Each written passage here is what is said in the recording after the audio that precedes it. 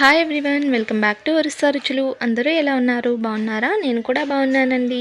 ఈరోజు మన కిచెన్లో టేస్టీ రెసిపీ ఏంటంటే, ఈరోజు అయితే కొంచెం డిఫరెంట్గా దొండకాయ పల్లీల ఫ్రై చేస్తున్నానండి. చాలా టేస్టీగా ఉంటుంది. చాలా సింపుల్గా దీన్ని అయితే ప్రిపేర్ చేసుకోవచ్చు. ఎప్పుడు ఒకేలా కాకుండా ఈ విధంగా ఒకసారి దొండకాయ ఫ్రైని చేసుకోండి. చాలా బాగుంటుంది. అలాగే మీరు తినే కొద్దీ ఇంకా తినాలనిపిస్తుంది.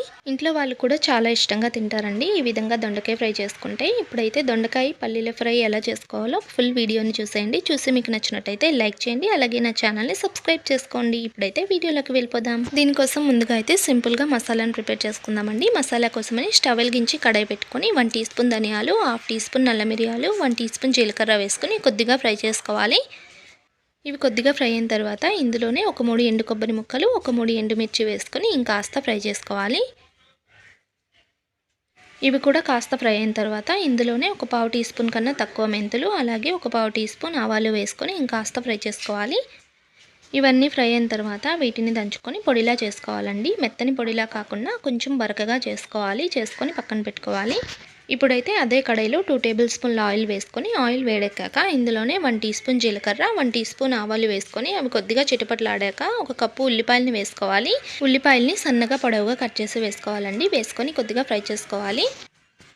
ఉల్లిపాయల్ని కొద్దిగా ఫ్రై చేసుకొని ఇందులోనే ఒక 1/2 కప్పు వరకు పల్లీల్ని కూడా వేసుకోవాలండి. పల్లీలు వేసుకొని సిమ్లో పెట్టుకొని ఫ్రై చేసుకోవాలి. పల్లీలు ఎర్రగా అయ్యేంత వరకు ఫ్రై చేసుకోవాలి. పల్లీల్ని సపరేట్గా ఫ్రై చేసుకొని అవసరం లేదండి, తాలింపులో ఫ్రై చేసుకుంటే సరిపోతుంది. ఇలాగైతే ఎర్రగా ఫ్రై చేసుకోవాలి. ఇలా ఫ్రై చేసుకొని ఇందులోనే కచ్చాపచ్చగా దంచుకున్న అల్లం వెల్లుల్లి పేస్ట్ని వేసుకోవాలి. వేసుకొని అల్లం వెల్లుల్లి పేస్ట్ పచ్చివాసన పోయేంత వరకు ఫ్రై చేసుకోవాలి.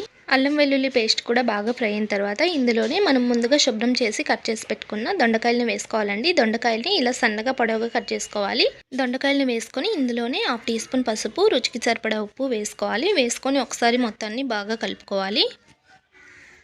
మొత్తాన్ని ఇలా కలుపుకొని మూత పెట్టుకొని ఒక 10 నిమిషాల వరకు మగ్గించుకోవాలి. ఒక 10 నిమిషాల తర్వాత చూడండి కొద్దిగా మగ్గింది కదా. ఇప్పుడైతే ఇంకొకసారి మొత్తాన్ని బాగా కలుపుకోవాలి. ఇంకొకసారి కలుపుకొని మళ్ళీ దీన్ని మూత పెట్టుకొని మగ్గించుకోవాలి. ఇలా సగం ఉడికేంత వరకు దీన్ని అయితే మూత పెట్టుకొని మగ్గించుకోవాలండి. ఇప్పుడైతే చూడండి దొండకాయ ముక్కలు అయితే సగం వరకు ఉడికిపోయాయి కదా. ఇప్పుడు ఈ మొత్తాన్ని ఒకసారి బాగా కలుపుకోవాలి. బాగా కలుపుకొని దీన్ని అయితే మూత పెట్టుకున్న సిమ్లో పెట్టి ఫ్రై చేసుకోవాలి. ఒక 15 నిమిషాలు దీన్ని సిమ్లో పెట్టుకొని కలుపుకుంటూ ఫ్రై చేసుకోవాలండి. ఇది కాస్త ఫ్రై అయిన తర్వాత రుచికి సరిపడా కారం, అలాగే మనం ముందుగా చేసుకున్న మసాలా పొడిని కూడా వేసుకోవాలి. వేసుకొని ఒకసారి బాగా కలుపుకోవాలండి. మసాలా అంతా ఈ దొండకాయ ముక్కలన్నిటికీ పట్టేటట్టు కలుపుకోవాలి.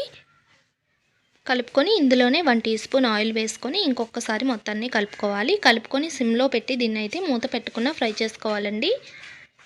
ఇంకో 15 నిమిషాలు దీన్ని ఫ్రై చేసుకుంటే ఎంతో టేస్టీ అయిన దొండకాయ పల్లీల కర్రీ అయితే రెడీ అయిపోయిందండి. చాలా టేస్టీగా ఉంటుంది. చాలా సింపుల్గా దీన్ని అయితే ప్రిపేర్ చేసుకోవచ్చు. మీరే చూసారు కదా. దీనికోసం మసాలా కూడా చాలా సింపుల్ అండి. ఇంట్లో ఉన్న వాటితోనే ప్రిపేర్ చేసుకోవచ్చు. చూసారు కదా, చాలా అంటే చాలా సింపుల్గా మసాలా ప్రిపేర్ చేసుకొని ఈ కర్రీ అయితే ప్రిపేర్ చేసుకోవచ్చు. మీరైతే తప్పకుండా ఈ విధంగా ఒకసారి ట్రై చేయండి. చాలా బాగుంటుంది. ట్రై చేసి ఎలా వచ్చిందో నాకైతే కామెంట్లో పెట్టండి. అలాగే ఇంకేమైనా రెసిపీస్ కావాలంటే నాకైతే కామెంట్ చేయండి. నేనైతే తప్పకుండా ఆ రెసిపీ వీడియో చేసి పెడతాను. అలాగే నేను చేసిన ఈ రెసిపీ మీకు నచ్చినట్టయితే లైక్ చేయండి, షేర్ చేయండి, కామెంట్ చేయండి. అలాగే మా ఛానల్ని సబ్స్క్రైబ్ చేసుకోండి. మళ్ళీ ఇలాంటి మంచి టేస్టీ అయిన రెసిపీతో నెక్స్ట్ వీడియోలో కలుద్దాం. Bye friends.